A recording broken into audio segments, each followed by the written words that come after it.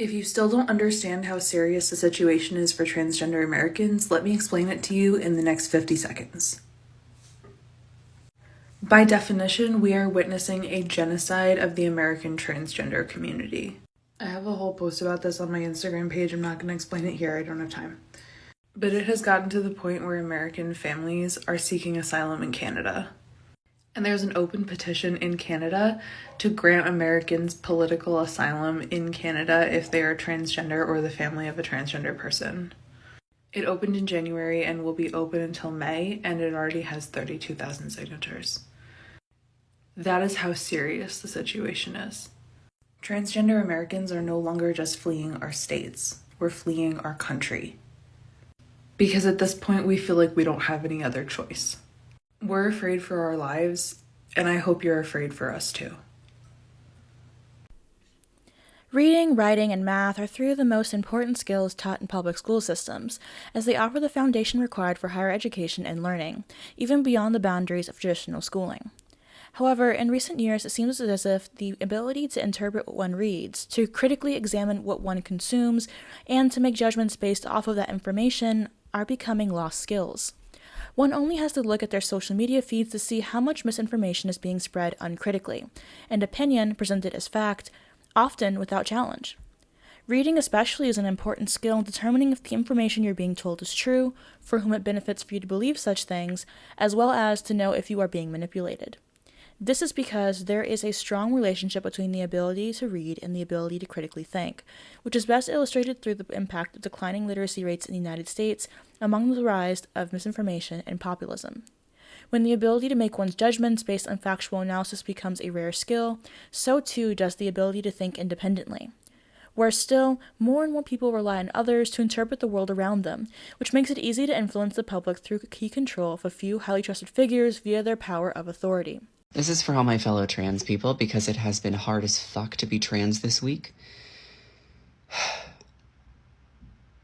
Even if they extinguish every single trans person on the face of the earth right now, another one will be born tomorrow. And I keep thinking about that, because in a world where we didn't have enough elders and we didn't have enough examples and we didn't have trans-positive media, we don't live in a trans-positive society, we still figured out who we were. That's a famous Laverne Cox quote. I think she said that. At some point she was like, I still became trans and I didn't have examples. That will happen tomorrow. Somebody will be born by the time this video is done, and they will grow up and realize they are transgender, because that is how powerful and how normal and common it is to be trans, and how beautiful and how much a part of nature and a part of life we are. That is how deeply embedded into this fucking earth our identities are. Don't forget that. All the while, no one asks, who benefits from a populace who objects so strongly to intellectualism? It's a hobby, and not everyone critically thinks about every... I think one of the reasons why anti-intellectualism is so big right now is because people have turned decolonizing or unpacking, theories and various studies to the extreme. So what I mean is, people have taken the idea that, hey, these sciences, these theories, these social studies, these humanities are imbued with white supremacy.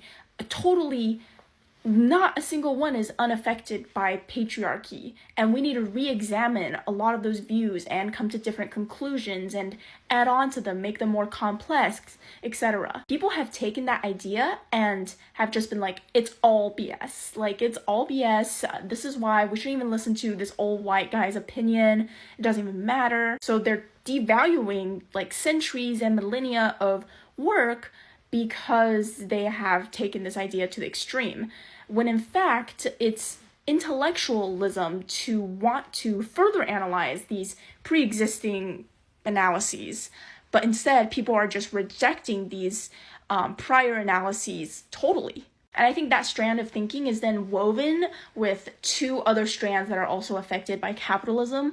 One, it's the constant churning out and academiaization of everything. So this first strand is professors have very unstable jobs unless they're tenured, and in order to get tenured, they need to publish a lot of research. And when you're on a time crunch and you can only get job security if you get published, sometimes you just publish anything. So there's this overwhelming like lack of quality almost in a lot of research. So that is making people undervalue academia, because they can sort of sense that the underlying sentiment of academia is, there's a lot of influence by big industry, there's a lot of influence by this rush to be published. And the second strand is that people have a hard time maintaining hobbies, especially hobbies that are related to passion and genuine interest. So hobbies which are not just cope and try to enjoy and forget about my 9-to-5 grind, because, capitalism has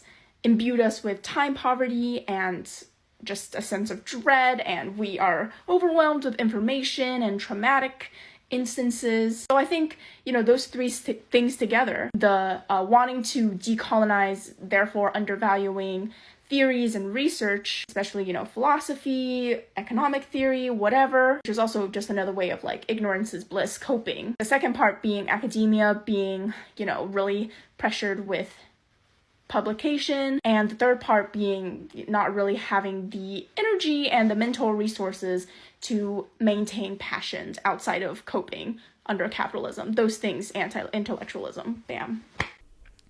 Reading ability and critical thought are complementary skills which build off of one another. In other words, improving one improves the other.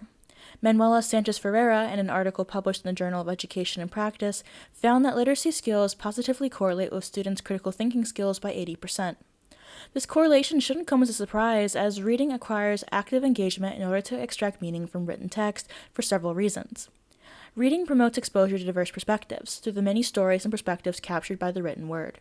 For example, picking up a book written by Hitler and juxtaposing it with an autobiography of a Holocaust survivor, followed by an American biographer's historical analysis of the war, provides a far broader and nuanced understanding of the same events and requires analytical skills to understand the structure, content, and meaning of written text. Reading also promotes reflection and evaluation, as readers consider the relevance and accuracy of the information presented, and compare it to their own experiences and knowledge, such as empathizing with the Holocaust survivor and determining how Hitler's perspective was skewed and biased. According to an empirical study by Xiuha Hu and Hongwei Zhang, published in the Journal of Language Teaching and Research, it was found that improvements in critical thinking are paralleled by improvements in reading comprehension. They believe that the presence of such a strong relationship may be due to the fact that critical thinking and reading are both cognitive abilities which have some identifiable cognitive skills in common. In other words, if one goes up, so does the other. And if one goes down... People out there telling trans people not to use the word genocide because it minimizes the impact of the Holocaust. I'm Jewish, and I have family who died in the Holocaust.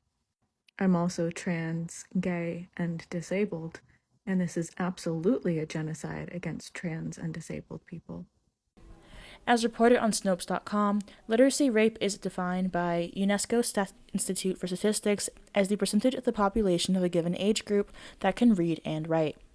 A 2019 study ranked the U.S. as 125th for literacy, while data collected by the U.S. Department of Education published in 2020 found that 130 million adults in the country have low literacy skills.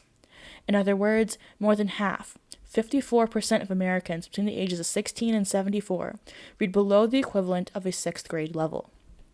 This data is now 3 years old, leaving many to wonder how the pandemic may have impacted these numbers due to the challenges of teaching over the pandemic, particularly in rural areas and for impoverished families who, according to a recent study by Soland et al., were 30% less likely to log on for online learning than those of high-income families.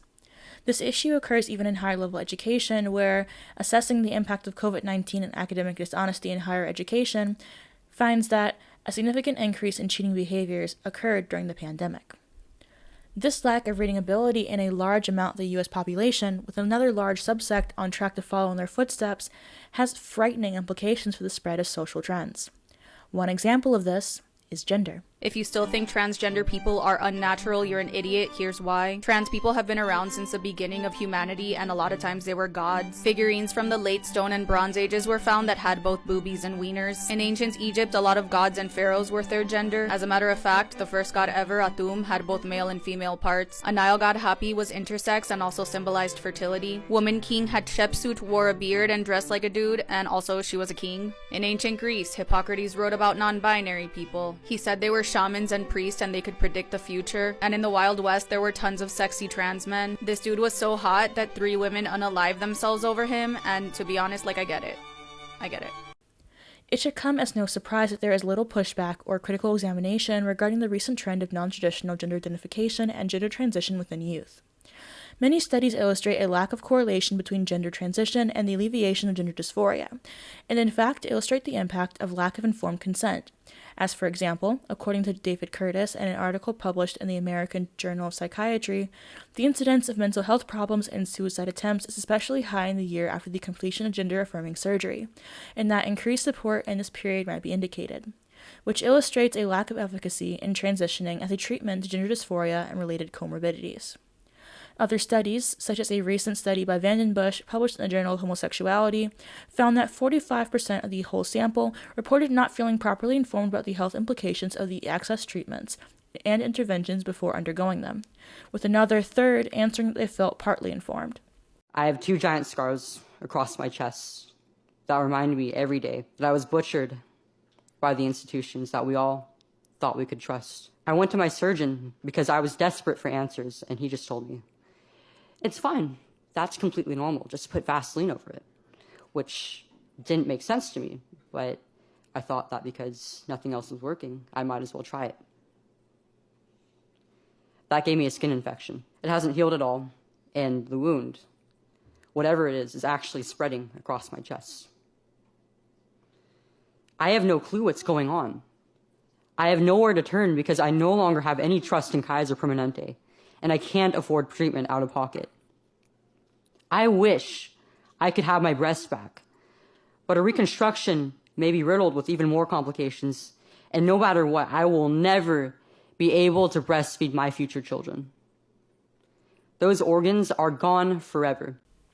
Ethical concerns have often arisen regarding where much of the information regarding transitioning hails from. Particularly concerning are the erroneous assumptions held by professionals, the poor quality of the evaluation process, and incomplete and inaccurate information that the patients and family members are given. This does not respect the concept of patient autonomy, as patients consenting to the treatment do not have an accurate understanding of the risks, beliefs, and alternatives. Part of this support comes from the erroneous belief that questioning the reasons behind the gender identity is inherently detrimental. However, the researchers from that study that popularized this take failed to take note of a biased data sample, reliance on survey questions of poor validity, and the omission of a key control variable, namely, subjects' baseline mental health status within their study. In other words, there are plenty of studies which question whether gender transition works or is a healthy path to treating gender dysphoria, and yet these studies rarely seem to be brought up to prospective patients. When all of the information on these topics are homogeneous, with any dissenting opinions treated as hearsay, literal violence, or acts of bigotry, studies such as these are often ignored despite being important information to consider when undertaking medical procedures like surgery or hormone usage. It doesn't help that the lack of reading comprehension often aids in the spread of misinformation, which builds and builds as many form opinions based on authority rather than judging that information to be true on its own merit. This can be seen especially in the case of J.K. Rowling, who was often proclaimed to be violent and bigoted against transgender individuals, when the tweets that stated her downfall merely state that biological sex is important and that women are oppressed due to their sex. Throughout talking about all this, I've actually been pretty surprised to learn that a lot of people don't know the true extent of all the heinous shit that J.K. Rowling has said. So I'm going to keep cataloging and documenting it. Someone already replied to this commenter mentioning that JKR recently decided she was going to start and completely fund a rape crisis center that intentionally excludes trans women called Bira's Place. She's made no secret of her motivations for doing this when she replied to someone on Twitter in December saying, "I've been funding rape crisis centers for over 20 years. I founded a female-only rape crisis center in my home city because there's no longer such a service here and women were crying out for one. A trans woman leads the only other rape center in town. Trans women are already well served." In that tweet, she's literally saying trans women are not women because there's no longer such a service in her town for women only because trans women are involved in it. And so it's not safe because trans women are predators. So she decided to make one all on her own that intentionally excludes trans women, that's entirely privately funded by her, and so doesn't have to deal with public tax issues or potentially funds being low, and then has the audacity to claim that trans women are already well served when she's literally heading a movement to exclude them from society and have their rights taken away. through her Twitter activity, JKR has also made it really clear that she thinks about this in a very black and white way, and that you're either with her in being against trans women and only being for cis women, or you're against her and, you shouldn't support her at all. You can pause to read. This is a tweet that she retweeted. Recently, she also went after YouTuber Jessie Gender, after Jessie said that she wasn't going to purchase the new game, accusing Jessie Gender of pure think and trolling, saying the truly righteous wouldn't just burn their books and movies, but the local library, anything with an owl on it, and their own pet dogs, because apparently she owns owls and dogs now. This response is pretty hypocritical too, because it shows that she's the one engaging in pure think. Because Jessie Gender said that she didn't want to begrudge anyone their love of her past works, and J.K. Rowling said, What do you mean? You have to burn them if you really don't agree with me. And then there's this fact, which I didn't even know about till recently, which is that her pen name for her series under Robert Galbraith is awfully close to Robert Galbraith Heath, a conversion therapist who pioneered conversion therapy for gay people. She completely denies any connection to this person, and while I find it really hard to believe she wouldn't have just Googled this name before using it to see if it was anyone else's name, the real issue is the plot of these books. You should pause to read this in full, but basically the villain is a trans woman who looks very manly and creeps around in women's spaces, dresses up in women's clothing. Even more disturbing when you realize that J.K. Rowling tweeted that gender transitions are conversion therapy for young gay people. But JKR wouldn't admit the connection to someone who supported conversion therapy because she wants people to think she supports gay people, but just not trans people. LGB Alliance without a T. Please stop supporting this woman. Her tweets are surprisingly tame for the amount of vitriol sent her way, and yet, when asked what exactly she said to stoke such derision and ire, few seem able to actually tell. Even if those individuals had access to and decided to read those studies or critical works about gender, it is unlikely they will be able to understand them. The number of individuals who read for pleasure has declined in recent years, as according to a 2019 report from the National Endowment for the Arts, only 53% of American adults read a book for pleasure in 2017, down from 56.2% in 2002. While the number of high school seniors who reported reading for pleasure daily dropped from 60% in the 1970s to 16% in 2016. One of the reasons for this decline is the rise of technology and social media usage, and an increase of interest in consuming other forms of media instead of literature. The quality of what is being read has also shifted, as young people increasingly prefer fan fiction over literature. Though few studies have been made on the subject, a 2014 study conducted by the fanfiction website Archive of Our Own found that the average user spent approximately 10 hours per week reading fanfiction on the site, which is double the time the average adult spends reading books, which the Pew Research Center reports as being about 5 hours per week. Additionally, a 2019 survey conducted by the American Library Association found that among readers aged 18 to 29, 55% reported reading fanfiction, while only 33% reported reading literary fiction. While transformative fiction can be meaningful and entertaining, it is produced by primarily hobbyist writers for the purpose of entertainment, rather than presenting a message. Most tend to focus on addressing plot concerns or on creating romance plots, and do not encourage or require critical thinking to enjoy. No, for real, it's always the people who have never picked up a book and who live by YOLO or living on a floating rock that tell you not to go to school, as if having a bachelor's degree isn't single-handedly the biggest factor in determining the differences in income. Like, they say shit like college is a scam, which it kinda is, but I mean, there are cheaper alternatives to getting a degree. You don't have to go to like an $80,000 private. You can go to in-state colleges, get scholarships, or go to a community college and transfer, or just stay at a community college and get like an associate's degree. There's nothing bad with going to school. It's the recommended thing to do if you don't plan on doing something completely different and out of the regular field. So yeah, for 90% of us out there, just go to school. Anti-intellectualism goes beyond a resistance to consuming literature. The internet itself has made the idea of an expert obsolete by providing a myriad of so-called facts, regardless of how factual they are, at one's fingertips, which in turn makes it easier to feel smart rather than taking actual action to learn and become smart. As Tom Nichols writes in The Death of Expertise, rather, the internet has accelerated the collapse of communication between experts and laypeople by offering an apparent shortcut to erudition. It allows people to mimic intellectual accomplishment by indulging in an illusion of expertise provided by a limitless supply of facts. As such, it is on fertile grounds that misinformation has become common in the United States, from the Wakefield study, which popularized the idea that autism is correlated with vaccine use, to the wave of panic that results after each new suggested legislation to protect single-sex spaces. If one doesn't have the tools to read and analyze a newspaper article, how can they be expected to do so for a scientific article, especially in fields they are not familiar with? Often, misinformation lives on long after debunking because it reiterates and supports existing fears. Confirmation bias, the tendency for people to seek, interpret, and remember information in a way that confirms their pre-existing beliefs, expectations, or hypotheses, often leads people to discount or ignore evidence that contradicts their beliefs, while giving more weight to information that supports them. This is one of the reasons why many parents still believe in the Wakefield study's results despite its small sample size, conflicts of interest, ethical violations, and biased selection of participants, any one of which is enough to throw the results of a study into question. In order to combat this issue, critical thinking skills must be encouraged in everyone, not just those currently in school. Those outside of the education system need to improve their own skills and, most importantly, put them to use in their personal lives in order to gauge the truthfulness of the information presented to them. It may be easier to rely on other forms of media for education, but according to a study by Penny Cook and colleagues, people are more likely to accept false information presented in a visual format. You are less likely to critically examine what you consume when you are viewing it rather than when you read it. You're also more likely to spread misinformation when preoccupied by visuals, as Weeks, Adrol Abreu, and Gildy Zungia discovered that people are more likely to share news articles on social media without reading them when the articles are accompanied by attention-grabbing images or headlines. In other words, read more, watch less, and question everything. There are many people in industries which benefit from your unwillingness to fact-check independently, and your reliance on authority figures to analyze and break down difficult information for you. This, dear viewers, is where we part. This could basically be summed up in 2 sentences, which is Americans need to read more, and you need to stop getting spoon-fed everything that you know. This is one of the reasons why I try to source everything that I talk about. I have some opinion-based videos, of course, but when I am citing things, I've got sources listed so you can look at them if you want to.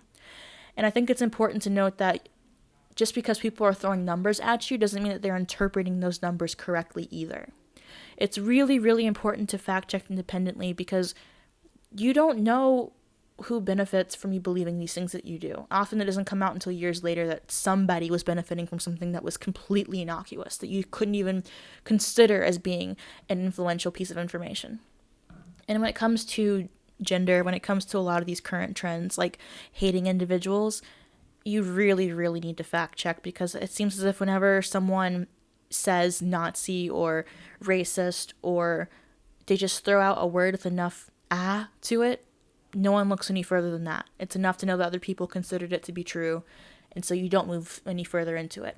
Or even better, you have an authority figure who is listened to for whatever reason tell you something and you just accept it because you expect that the authority figure is trustworthy. So yeah, in other words, everyone should read some more. This video's code is going to be beige because my mom is painting the entire house beige. If you have any comments, questions, or concerns, please leave them down below, and I'll see you guys next time. Bye.